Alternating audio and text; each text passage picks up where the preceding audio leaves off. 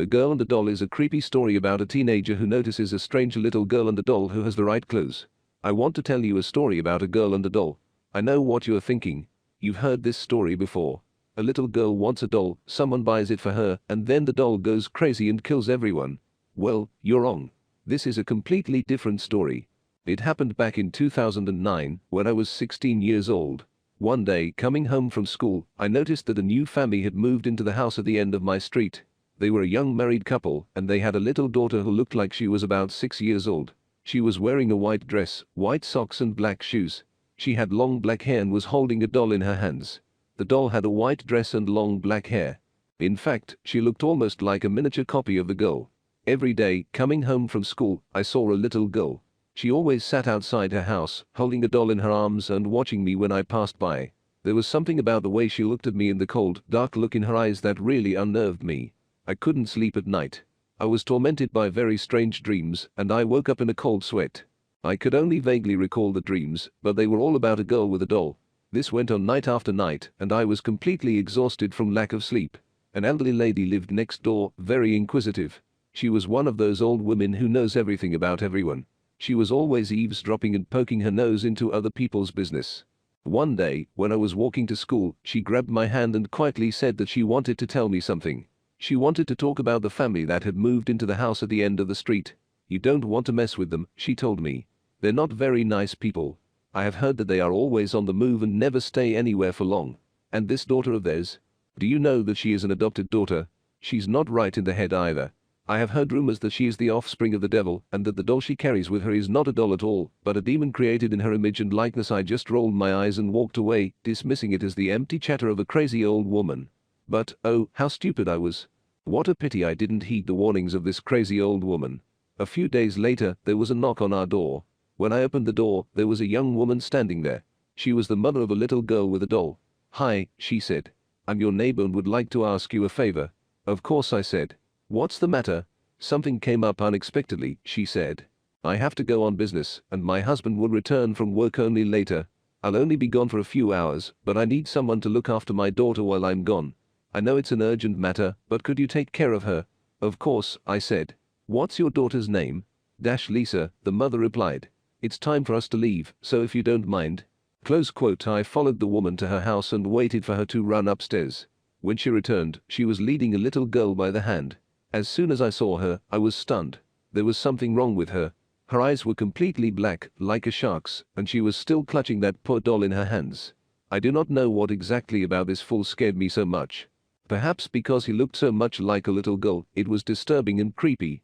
Before I could reverse, my mother said goodbye, got into the car and drove away. Without saying a word, little Lisa took my hand.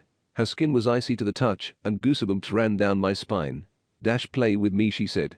We went upstairs to her bedroom, but as soon as I closed the door, I felt uneasy. I felt a strange and unpleasant smell in the room, but I couldn't figure out what it was and where it was coming from. I played with Lisa for about 30 minutes, but then I felt tightness in my chest. I broke out in a cold sweat, and my stomach turned over. I felt like I was going to throw up. "I have to go," I breathed. Suddenly Lisa jumped to her feet and screamed, "You will stay with me forever. And we will play all the time." She looked at me with her cold black eyes, and I felt like I was about to faint. I was scared and wanted to leave the room, but when I tried to open the door, the handle wouldn't turn. I started shaking him and tugging, but it was useless.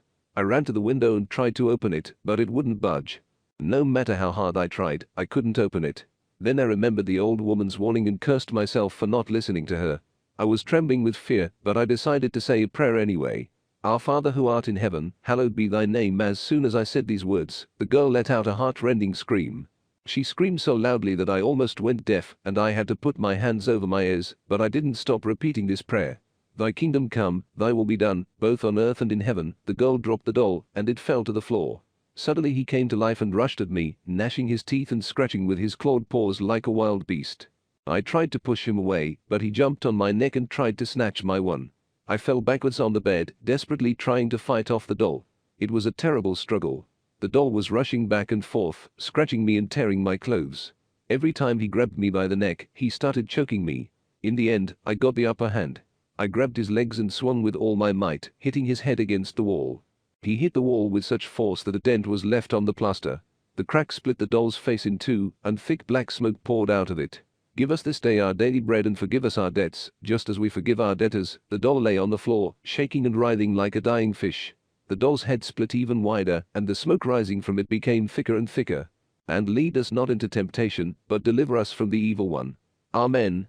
When I finished reading the prayer, Lisa was lying unconscious in the middle of the room, and the doll was just a smoking pile of molten plastic, hissing and bubbling on the carpet. Just at that moment Lisa's mother returned. She ran up the stairs and burst into the room, demanding an explanation. I tried to explain, but I couldn't get a word out of myself. I threw up right on the floor. When Lisa came to, she said she didn't remember anything, nothing at all. I looked into her eyes. The blackness had disappeared, and now they were bright blue. 3 years later, when she was only 9 years old, Lisa suddenly died. She drank a whole bottle of bleach, and it corroded her from the inside. She died in terrible pain, screaming and crying in agony as her organs slowly collapsed and dissolved. The doctors considered it an accident, but everyone suspected that she had committed suicide. Her parents were desperate. No one could explain why such a young girl could do such a thing. A week after the funeral, her mother and father left home. He had too many bad memories. Passing through Lisa's bedroom and collecting her things, they found something glued to the back wall of the mirror. It was a picture of Lisa and the doll. On the other side was written in a childish scrawl, "She has returned to us, for those who respond to our call will be cursed forever."